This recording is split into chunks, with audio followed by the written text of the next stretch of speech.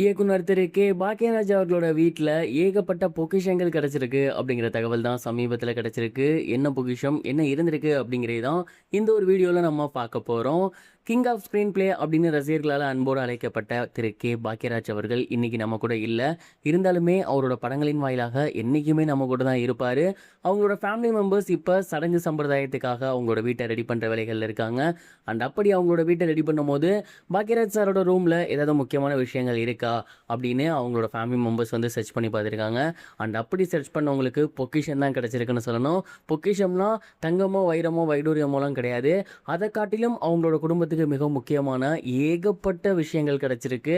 அதாவது பாக்கியராஜ் சார் கூட இவங்க இருந்த அழகான மொமெண்ட்ஸ் எல்லாம் வந்து அவங்களுக்கு கிடைச்சிருக்கு.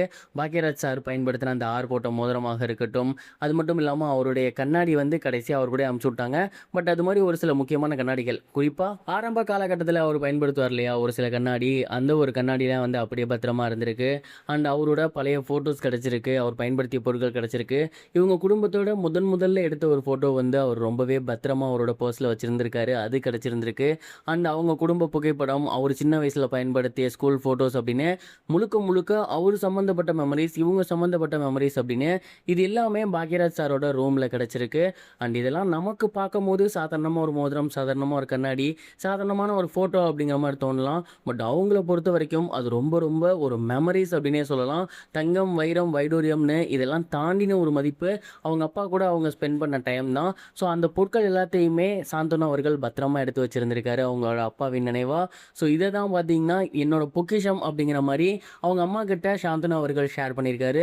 சாந்தனும் சரி அவங்க அப்பாவும் சரி எவ்வளோ க்ளோஸ் அப்படிங்கிறது நமக்கு நல்லாவே தெரியும். அண்ட் அதனால தான் அவங்க அப்பா பொருட்களை அவர் பொக்கிஷம் அப்படின்னே மென்ஷன் பண்ணியிருந்திருக்காரு நான் நினைக்கிறேன்.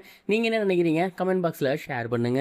இது ஒரு புறம் இருக்க, ரஜினி மற்றும் தனுஷ் இவங்க 2 பேருமே படங்களின் வாயிலாக மோதிக்க போகிறாங்க அப்படிங்கிற டாக்ஸ் வெளியாகி ரசிகர்களுக்கு மிகப்பெரிய ஒரு அதிர்ச்சியை ஏற்படுத்தியிருக்கு அப்படின்னு தான் சொல்லணும்.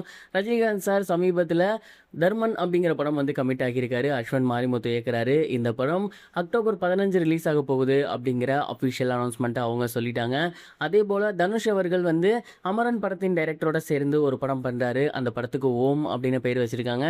அந்த படத்தோட அனௌன்ஸ்மெண்ட்லேயே தெளிவாக மென்ஷன் பண்ணிட்டாங்க அக்டோபர் 16 இந்த படம் வரப்போகுது அப்படின்னு. ஸோ தனுஷும் ரஜினியும் மோதிக்க போகிறாங்களா ஓம் மற்றும் தர்மனின் மூலயமா அப்படிங்கிற ஒரு பேச்சு அடிபட்டிருக்கு. தனுஷ் அவர்கள் எப்போல்லாம் பெரிய ஹீரோ கூட போட்டி போட்டு அவரோட படத்தை வெளியிடுறாரோ அந்த படங்கள் எல்லாமே மிகப்பெரிய வெற்றி பெற்றிருக்கு. அப்படி பார்க்கும்போது தர்மன் கூட சேர்ந்து ஓம் படமும் மிகப்பெரிய ஒரு வெற்றி பெறுமா அப்படிங்கிற ஒரு கேள்வியும் வந்திருக்கு. மாமன் மற்றும் மருமகன் இவங்க 2 பேத்துக்குள்ள நடக்கக்கூடிய ஒரு சண்டையாக இது பார்க்கப்படுது. இந்த ஒரு கிளாஷ்ல யார் ஜெயிப்பாங்கன்னு நினைக்கிறீங்க? எந்த படம் ஹிட் அடிக்கும்னு நினைக்கிறீங்க? நீங்க எதுக்கு எதிர்பார்ப்போட இருக்கீங்க? கமெண்ட் பாக்ஸ்ல ஷேர் பண்ணுங்க. இது வரைக்கும் கனெக்டிங் டிவிக்கு சப்ஸ்கிரைப் பண்ணனா மறக்காம சப்ஸ்கிரைப் பண்ணிக்கங்க. உடனடி அப்டேட்ஸ் பெறுவதற்கு நோட்டிஃபிகேஷன் பெல்லையும் கிளிக் பண்ணிக்கங்க.